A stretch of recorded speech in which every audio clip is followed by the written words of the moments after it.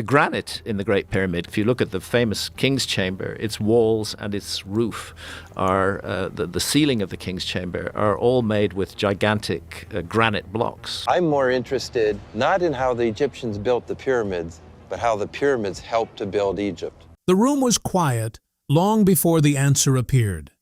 For years, scientists believed they already understood how the ancient Egyptians cut granite. The explanation had been repeated in textbooks, documentaries, and university lectures until it felt almost unquestionable. Copper tools, heavy dolerite stone hammers, tens of thousands of determined workers striking granite day after day until the hardest stone finally gave way. But before we uncover what happened when that certainty was finally challenged, take a second to subscribe to the channel. We are on the road to 1,000 subscribers, and your support helps us continue bringing you stories like this. Now, let's step into one of archaeology's most fascinating mysteries. So when researchers fed detailed data from Egypt's famous Aswan Granite Quarry into Grok AI, no one expected a surprise. The machine's task seemed simple: analyze the evidence and confirm what historians had believed for generations. Instead, it refused. The report that appeared on the screen did not support the familiar explanation. It pointed somewhere entirely different, somewhere so unexpected that the room fell silent. Because if the AI's interpretation was correct, then the marks carved into the granite could not have been created in the way history says they were. That single conclusion became the beginning of a journey that led deep into one of archaeology's oldest mysteries. It began on the southern banks of the Nile. There, surrounded by desert silence, lies the Aswan Granite Quarry. At first glance, it seems unremarkable. Half-finished stone blocks rest exactly where ancient workers abandoned them. Massive slabs emerge from the bedrock, frozen in time beneath the Egyptian sun. Most visitors walk through in only a few minutes, believing they have seen everything. But anyone who stops beside the granite quickly discovers that the real mystery is written directly into the stone. Granite is not an easy material to shape. Sitting at roughly 7 on the Mohs hardness scale, it is one of the hardest natural stones commonly worked by humans. Even modern workshops equipped with industrial machinery treat granite with respect. Professional stone cutters often describe it as feeling harder than ordinary steel. That is why the marks covering the quarry are so difficult to explain. Long, sweeping curves travel across the rock with remarkable consistency. Each cut appears smooth, flowing into the next, almost like ripples spreading across calm water. There are no sudden breaks, no jagged scars, no uneven hammer blows. Instead, the surface appears almost controlled. Nearly everyone who studies the marks reacts in the same way. They pause, they move closer. Then they quietly ask the question that has echoed through the quarry for decades. Are these really thousands of years old? Because they do not look ancient, they look astonishingly modern. That uneasy feeling that something about these cuts simply does not fit is exactly where the mystery truly begins. For generations, historians have relied on a straightforward explanation. According to the accepted view, ancient Egyptian workers used heavy dolerite pounding stones, sometimes called diorite hammers, to slowly crush granite into shape. Blow after blow, hour after hour, the rock eventually yielded. It remains the explanation taught around the world today. Considering the enormous scale of Egyptian construction, the theory sounds reasonable. Khufu's Great Pyramid rises almost as high as a 50-story building. Historians estimate that around 20,000 laborers worked within the quarry system, with roughly 15,000 rotating through overlapping shifts so the work could continue almost without interruption. The labor was relentless. Men spent nearly 12 hours at a time striking granite with heavy stone hammers. Days became weeks, weeks became months. Sometimes years passed before a single massive block finally separated from the bedrock. On paper, the idea makes sense. Given enough workers, enough determination, and enough time, almost any task begins to appear possible. Few researchers questioned that explanation until someone decided to stop debating it and test it. Instead of relying on historical descriptions, researchers recreated the ancient tools exactly as the textbooks described them. Skilled craftsmen were brought in. Granite blocks were prepared. Then the pounding began. Thousands upon thousands of blows struck the stone. Everyone expected the experiment to recreate the distinctive marks found at Aswan. It never happened. The granite responded very differently. Each hammer strike left rough, uneven scars. Some blows dug deeply into the surface, while others barely scratched it. Edges chipped away unpredictably. Cracks formed. Splinters appeared. Every impact looked slightly different from the last. The harder the craftsmen worked, the messier the granite became. As fatigue slowly crept into their movements, their grip loosened. Their swing changed. The spacing between each strike wandered naturally. It was not poor workmanship. It was simply the unavoidable reality of being human. The experiment had been designed to confirm the accepted theory. Instead, it quietly challenged the very part of the story everyone had assumed was already settled. When the researchers compared their results with the actual marks inside the Aswan Quarry, the difference was impossible to ignore. The ancient cuts remained smooth, consistent, orderly. They looked as though a single tool had traveled across the granite in one uninterrupted motion, maintaining almost exactly the same angle and pressure from beginning to end. That level of consistency should not exist. No matter how skilled a person becomes, the human body has limits. Muscles tire, hands drift. Every swing changes, even if only slightly. That tiny variation is not a mistake. It is biology. Yet the granite at Aswan showed almost none of it. For the first time, the stone itself appeared to disagree with the story history had been telling for generations. And that was the moment everything changed. The experiment continued long into the day, but with every passing hour the researchers found themselves moving farther away from the answer they expected. Each swing of the heavy dolerite hammer left behind another imperfect scar. Some strikes bit deeply into the granite. Others barely marked its surface. No two blows looked exactly alike. Along the edges, pieces of stone crumbled away. Elsewhere, the granite splintered and chipped beneath the repeated impacts. What never appeared were the smooth, graceful patterns waiting at Aswan.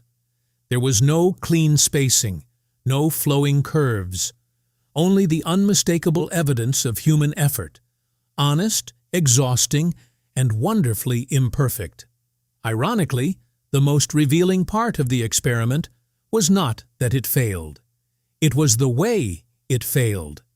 As the craftsmen worked harder, the granite became less orderly, not more. Greater speed produced greater inconsistency. Within the first hour, fatigue quietly began doing what fatigue always does. Hands loosened around the hammer. Tiny differences crept into every swing. The distance between one strike and the next slowly drifted. No one had made a mistake.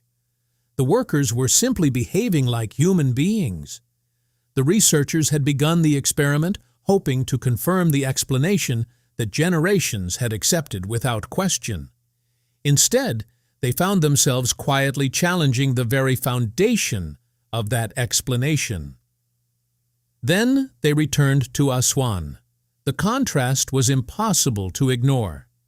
The ancient cuts looked as though a single tool had traveled across the granite at one constant speed, never hesitating, never wandering. Long, sweeping arcs stretched across the stone with astonishing regularity. Each curve seemed to echo the last with almost mechanical precision. That level of consistency should not exist. Every person, no matter how experienced, eventually tires. Muscles weaken, hands shift. The angle of every movement changes ever so slightly. Those tiny variations are not flaws. They are simply part of being alive. Yet across the granite at Aswan, those familiar traces of human inconsistency were almost entirely absent. It was here that the ancient stone and the modern explanation finally parted ways. Realizing the traditional theory could no longer account for everything they were seeing, the researchers decided to remove human expectation from the investigation altogether. Instead of asking another expert, they asked a machine. They handed the entire mystery to an artificial intelligence with one simple instruction: examine the evidence and follow it wherever it leads, without knowing what answer anyone hoped to find. The investigation began with photogrammetry. Thousands of overlapping high-resolution photographs were combined into remarkably detailed three-dimensional models of the quarry. Every groove, every curve, every microscopic change in depth became part of a digital landscape that could be rotated, enlarged, and measured from virtually any angle. Those models were then loaded into Grok AI's analytical system. One detail made the experiment especially important. The AI was never told it was examining Egypt. It was given no historical background, no accepted theories, and no hints about the tools archaeologists believed had been used. Its task was far simpler: measure the marks, compare the patterns, find the closest match among thousands of known tool signatures, both ancient and modern. Working without fatigue or expectation, the system analyzed 847 individual cuts. For every mark, it measured the curve, calculated the arc radius, estimated the angle at which the tool entered the granite, recorded its depth, compared the spacing between neighboring cuts, and measured consistency across the entire quarry. The work would have occupied a team of researchers for years. The machine completed it without ever growing tired or favoring one conclusion over another. Unlike a human expert, it arrived carrying no assumptions. An archaeologist walking into Aswan already knows the traditional explanation. They expect to see hammer marks, and naturally their mind begins searching for them. The AI expected nothing. To it, every groove was simply a collection of shapes, depths, and angles waiting to be compared with every pattern stored inside its database. Then, the analysis finished. One figure rose above every other result. Across all 847 cuts, scattered throughout different areas of the quarry, the total variation measured only 4.3%. That single number immediately captured everyone's attention. To most people, 4.3% sounds insignificant. To an engineer, it borders on extraordinary. Even the finest modern craftsman repeating exactly the same movement again and again will introduce small differences. A hand lifts slightly higher. The angle shifts by a fraction. One strike carries a little more force than the next. That is why variation between 12 and 20% is considered perfectly normal when using high-quality hand tools. Even 22% rarely surprises experienced engineers, because people are not machines.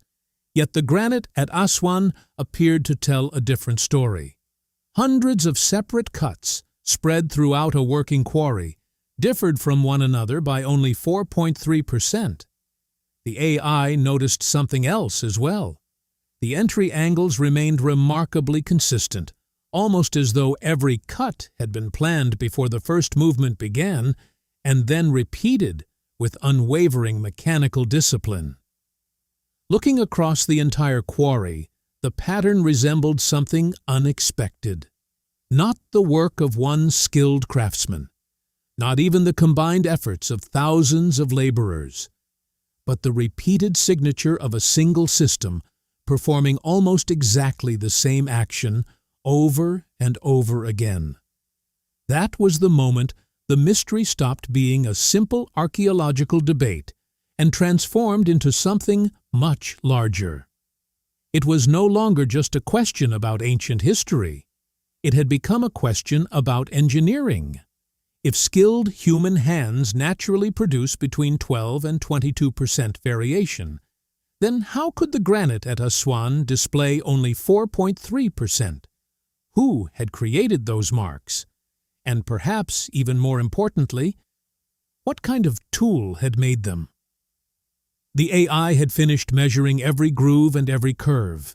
Now it faced a different challenge. It had to decide which known tool left behind marks that most closely resembled those carved into the granite. Its search stretched across thousands of possibilities. It compared the quarry against hand hammers, Bronze Age implements, medieval cutting methods, and finally, the most advanced industrial equipment used around the world today. Naturally, it began with the explanation historians had trusted for generations: the pounding stone theory. Once again, the same obstacle appeared. Hammer marks are irregular by nature. Every strike lands at a slightly different angle. Every impact varies in depth. The spacing shifts almost imperceptibly from one blow to the next because no human movement can ever be perfectly repeated. The granite at Aswan refused to behave that way. Its cuts showed evenly spaced curves repeating with remarkable discipline, a pattern that repeated hammer blows simply could not reproduce. With the traditional explanation exhausted, the AI continued searching. This time, 3 matches steadily climbed to the top of its rankings. The first resembled the signature left by diamond rotary cutters, high-speed tools coated with diamond abrasive that slice through granite while leaving remarkably smooth and consistent surfaces. The second closely matched modern water jet systems, machines that cut stone using an intensely pressurized stream of water mixed with abrasive particles, allowing exceptional control over the cutting process. The third result surprised many researchers even more: ultrasonic cutting, a technology in which a blade vibrates thousands of times each second at frequencies beyond human hearing, producing cuts of extraordinary precision. Although these 3 technologies work differently, they all share one critical characteristic: repeatability. A machine never grows tired. It does not loosen its grip after hours of work. It does not alter its angle because its muscles begin to ache. The 400th pass is virtually identical to the first. The 800th cut mirrors the one before it with almost mechanical perfection. That same unwavering consistency was exactly what the AI continued finding inside the Aswan Quarry. When the final comparison was complete, Grok AI displayed its confidence score. The room fell silent once again. Of every tool in its database, the closest match to the Aswan cutting marks was an industrial rotary cutting process. Estimated confidence, approximately 94%. For several moments, no one spoke. As remarkable as that result already seemed, the report contained another discovery. Across hundreds of cuts scattered throughout different parts of the quarry, the angle at which the tool entered the granite varied by less than 2 degrees. Hundreds of separate cuts, different locations, different blocks of stone. Yet the tool appeared to meet the granite at almost exactly the same angle every single time. Engineers know how difficult that would be. Maintaining such consistency entirely by hand borders on impossible. That was the point where the investigation became deeply unsettling. Because every modern technology that most closely matched the quarry, the diamond rotary systems, the high-pressure water jets, and the ultrasonic cutters, belongs to the industrial age. There is no accepted archaeological evidence that such technology existed in the world traditionally believed to have built the Aswan Quarry. The contradiction suddenly became impossible to ignore. On one side stood history, insisting that only simple stone tools were available. On the other stood an artificial intelligence concluding that the physical evidence most closely resembled the output of a controlled industrial cutting process. Between those two positions lay a gap no one had expected. And that gap was about to become even wider. As researchers continued examining the quarry, their attention shifted toward a feature that most visitors hardly notice. At first glance, the shafts scattered across the site appear ordinary enough. Deep, narrow openings descend roughly 30 to 50 feet into the granite, many measuring only 3 or 4 feet across at the top. Seen from above, they look like little more than holes cut into the earth. But the deeper investigators looked inside them, the stranger the story became. Running down the walls were the same smooth, curved, spiraling cuts found throughout the open quarry, the same depth, the same spacing, the same unmistakable pattern. That detail immediately troubled researchers. Because if the traditional explanation were correct, workers would have needed enough space to swing heavy dolerite hammers with considerable force. A hammer requires momentum. Without room to draw it backwards, it cannot deliver the impact needed to fracture granite. Remove the swing, and the entire method disappears. Yet inside these narrow shafts, there was barely enough room for a person to stand comfortably, let alone swing a heavy stone hammer. Even so, the precision never changed. The cuts inside the confined shafts appeared every bit as smooth and consistent as those carved across the wide-open quarry above. And that simple observation raised a question that refused to go away. If the accepted tool could not physically operate in such a confined space, then what, exactly, had made those marks? The deeper the researchers looked into the quarry, the more one question refused to leave them alone. If the traditional explanation were correct, then the workers who carved this granite would have relied on heavy dolerite hammers. But using such a tool requires something very simple: space. A person swinging a hammer needs room to work. Roughly 18 to 24 inches of clearance are needed to draw the hammer back before bringing it down with enough force to fracture granite. Without that arc, the hammer loses its momentum. Without momentum, a dolerite ball pressed directly against granite accomplishes almost nothing. The entire theory depends on the swing. Remove the swing, and the method itself disappears. That simple observation made the narrow shafts scattered throughout the Aswan Quarry far more mysterious than they first appeared.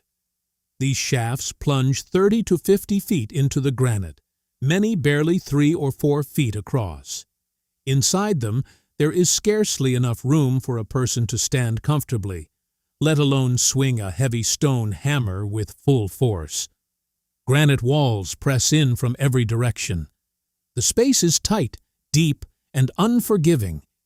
Yet despite those impossible conditions, the walls display the very same cutting marks found throughout the open quarry above. The same sweeping curves, the same even spacing, the same extraordinary precision. Nothing about the workmanship appears to change simply because the space becomes confined. That contradiction became one of the next pieces of evidence examined. When detailed measurements from the shafts were added to the digital models, Grok AI compared the width of the working space, the hardness of the granite, the angle of the cuts, and the clearance required for a hammer swing. Its conclusion surprised the researchers. According to the analysis, a tool that depended on a full backswing would struggle to operate within such restricted dimensions. By contrast, a system capable of applying force directly from the front, without requiring a wide swinging motion, if the accepted method could not comfortably operate in these spaces, What tool had actually carved the stone? The investigation then moved beyond the visible surface. Everything up to this point had focused on what could be seen with the naked eye. Now the researchers wanted to understand what was happening beneath the granite itself. When hard stone is repeatedly struck with a heavy hammer, it does not simply lose material. It fractures internally. Tiny mineral crystals crack in different directions. Rough edges develop, and fine fissures spread beneath the surface.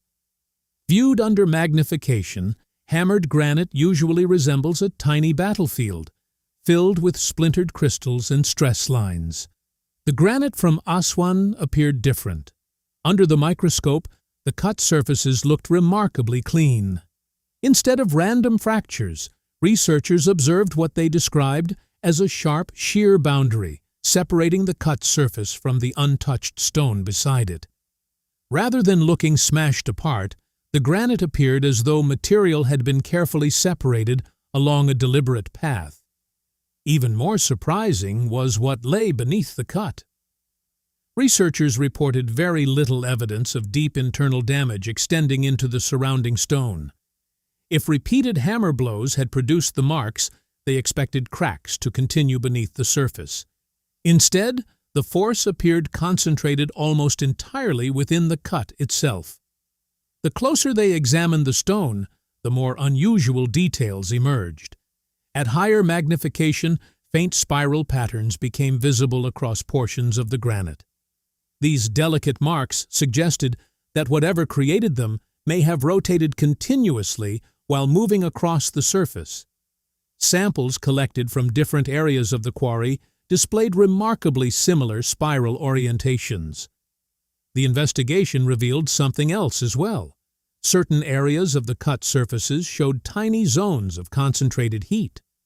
Rather than broad heating produced by ordinary grinding, these appeared confined to extremely small contact points, resembling the localized friction created where a rapidly rotating tool meets stone. Finally came the microscopic particles trapped within the cuts. Researchers identified grains of corundum, a mineral ranking 9 on the Mohs hardness scale and widely used today as an industrial abrasive. In some locations, they also reported carbon structures that several members of the team described as having diamond-like characteristics. Taken individually, each observation might invite debate.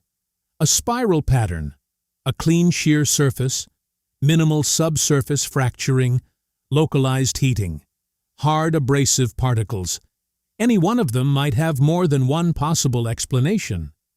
But when the researchers combined every one of those observations and submitted them together for analysis, they believed the overall pattern pointed toward a single interpretation. According to the AI's comparison, the collection of features most closely resembled the signature produced by an industrial-grade rotary abrasive cutting process. Whether that interpretation ultimately proves correct remains a matter for ongoing research and debate. But for the team examining the quarry, the granite no longer looked as though it had simply been broken apart. It looked as though it had been carefully machined. As the investigation continued, the individual discoveries began to form a larger picture. A single spiral pattern might be dismissed. A clean shear surface could perhaps be explained another way. Microscopic abrasive grains might have reached the stone through contamination. But once every observation was placed side by side, the pattern became much harder for the researchers to ignore.